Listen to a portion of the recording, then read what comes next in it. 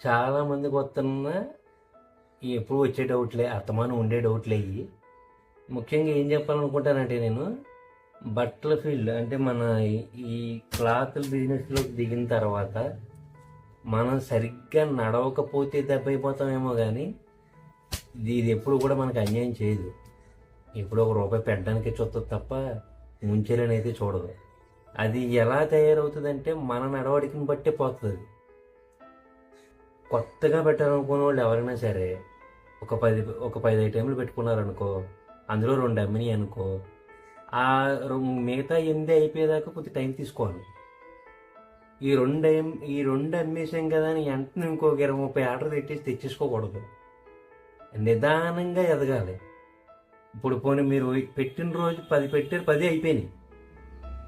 3 అమ్మాయి ఇంకేముంది, రేపు నుంచి బీభత్సంగా వ్యాపారం జరిగిపోద్దేమో అనుకుని ఒకేసారి 100 ఆర్డర్ పెట్టారనుకో, ఈ 100 వచ్చాక కొమ్మేవాడు ఎక్కడ, అప్పుడు మొదలవుద్ది టెన్షన్.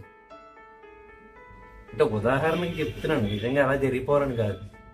అంటే మనం చేసే విధానంలో కూడా కొన్ని మార్పులు చేర్పులు చేసుకోవడం వల్లే అసలు పతనం ఇంకా ఎలా అంటే మెల్లిగా దివాలా తీయడానికి కారణాలు అవుతుంటాయి. నెప్పదిగా ఎదగాలి.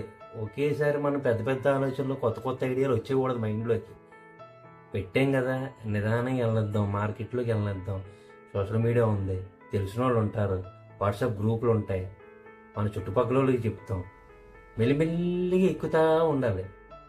ఇప్పుడు పెట్టంగానే ఒక 5-6 లక్షలు పెట్టుబడి పెట్టాలనో, లేదంటే ఒకేసారి ఒక పెద్ద షోరూంలో ఓపెన్ చేయాలనో అలాంటివి వద్దండి. పెద్ద పెద్ద సంస్థలే దివాలా తీసేస్తున్నాయి ఎక్కువైపోయి. అంటే ఇది పెట్టినోడు పోతాడని కాదు. అంటే అంతెందుకు, రాజమండ్రి చూడండి, రాజమండ్రిలో ఉన్న బట్టల షాపులు ఈ చుట్టుపక్కల ఇంకెక్కడ ఉండవు. మీరు ఎటు చూసినా బట్టల షాపులే ఉంటాయి. పక్కనే బట్టల షాపులు 20-30 ఉంటాయి. ఆ 20-30 మందికి బేరం జరగాలి. ఆ 20-30 మంది స్టాఫ్, కరెంటు బిల్లు ఇవన్నీ ఆ 20-30 షాపులకి జరగాలి. అంటే ప్రతి ఒక్కడికి బేరం ఉండాలి. ప్రతి ఒక్కడికి బేరం ఉండాలంటే ప్రతి ఒక్కడి దగ్గర ఇంకొకటి దగ్గర లేనిది వీడి దగ్గర ఉండాలి, వీడి దగ్గర లేనిది ఆడి దగ్గర ఉండాలి. ఇంతలా వ్యాపారాన్ని పెంచుకుంటూ వచ్చేసాం. ఎవరికాలమే అందరిది అనుకోవాలి. ఇంకా మనలా చేసేవాళ్ళ సంగతి చెప్తున్నాను.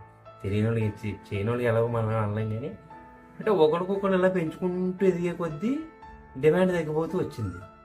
ఇప్పుడు డిమాండ్ తక్కువగా ఉందంటే సరుకుకి డిమాండ్ లేకపోవడం కాదు, అంటే షాపులు ఎక్కువైపోయినాయి.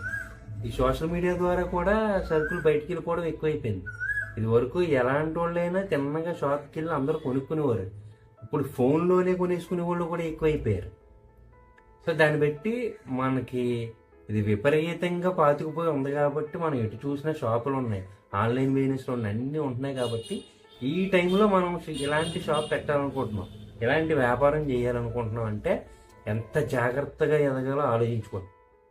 స్టెప్ బై స్టెప్ మెల్లిమెల్లిగా కొంచెంగా పెంచుకుంటూ వెళ్ళాలి తప్ప ఏదో ఒక వీడియో 10,000 మంది చూసారనో, లేకపోతే ఒక వీడియో 1 మిలియన్ వెళ్ళిపోయిందనో, లేకపోతే తక్కువ అని ఒకేసారి ఒక 4 బేరాలు వచ్చాయనో, ఒకేసారి పెద్ద నిర్ణయం తీసుకుని పెట్టుబడి పెట్టారనుకో, ఆ తర్వాత బోనీ అవ్వదు. ఏం చేయాలో అర్థం అవ్వదు అప్పుడు.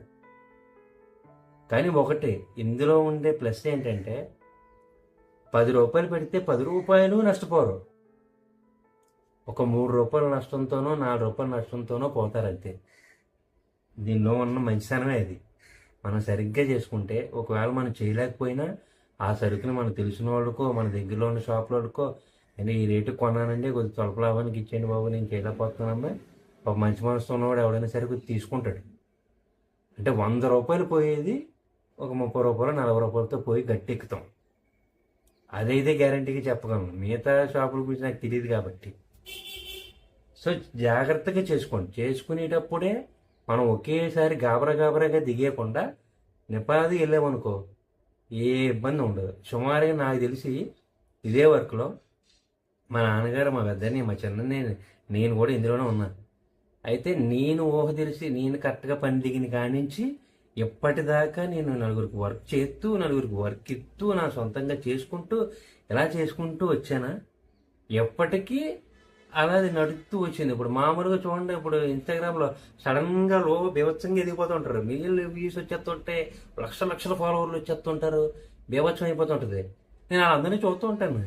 ఇదేంటి నేను అప్పుడు పెట్టాను, నేను ఇంకా ఇక్కడే ఉండిపోయినా, వీళ్ళేమో నిన్నగా ఉన్నట్టు ఇలా అయిపోయేటి అనుకుంటూ ఉంటాను.